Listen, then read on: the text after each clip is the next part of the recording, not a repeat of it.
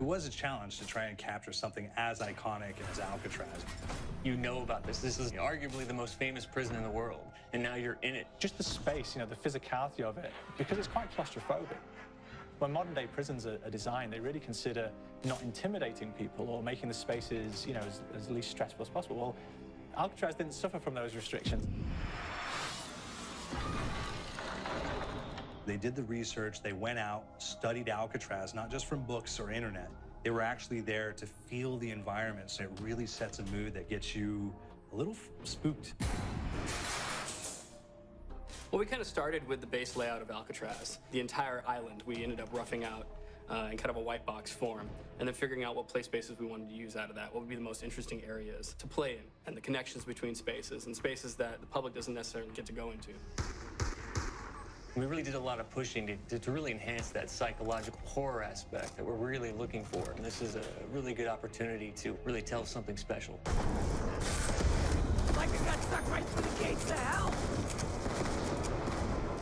This time around, I feel like it's been identified that there are these side missions that you're going to go out and try to accomplish.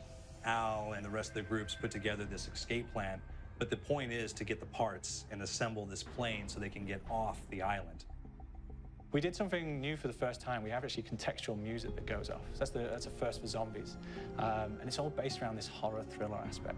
Every location will have a specific stinger that you hear when you find it, when you discover it, when you start unraveling the story, we start building on the music that you're hearing, and it's really enhancing that experience and going along with it in parallel.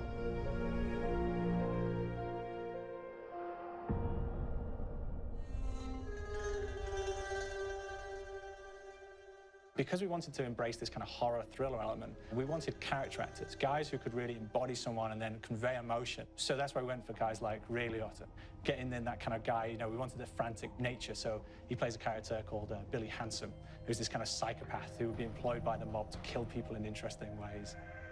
Chaz Palminteri, he plays a guy called Sal DeLuca, an old mob boss. Michael Madsen playing Finn O'Leary. He's kind of worked himself from the floor, from the streets. He's got his hands dirty in the blood and the guts a couple of times. And then we had Joe Pantoliano, and he plays Arthur Arlington, who's nicknamed the Weasel. Those guys, they bring a quality and a subtlety and timing that you can't really identify or try to recreate. Bring it on, you dirtbags! You start off in the afterlife mode, and that's just going to be what's going on. You're going to try to solve the mystery from the second you start. Afterlife, to me, brings a new element, like a new puzzle element. It forces me to think a little bit more or look for the clues or kind of think of zombies on a slightly deeper level. You see clues throughout the map that tell you, ooh, perhaps if I'm in the afterlife, I can interact with this object, or there's some puzzle going on here that I need to be in the afterlife. Back east, I whacked a dirty dentist with one of these. Took forever, too. Alcatraz has a Civil War kind of fort background before it turned into a penitentiary. And so we had this kind of backstory, the idea that the warden would have collected Civil War weaponry.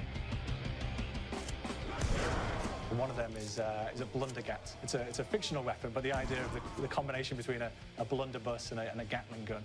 And possibly, there might be a way of upgrading it to a more fantastical weapon that the players may find. You all gotta go sometime? You just went now.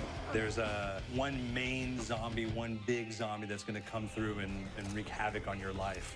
He'll lock down the perk machine, he'll close down the box, so you have to pay to get that open again. So you don't want him to interfere with your process. Now's a good time to pick a fight.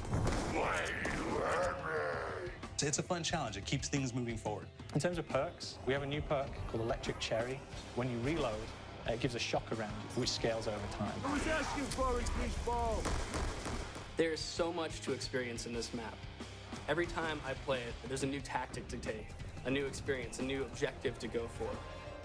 But there's also this layer of things that we aren't exactly exposing to the players right off the bat and will need to be discovered. Don't let me go. Is it the calling we hear? We've got the undead in there, we've got these historical elements, and these fantastic actors all seem to be with peace with each other in this kind of same world. So It's magical, and our team is incredibly excited by it. This is the call.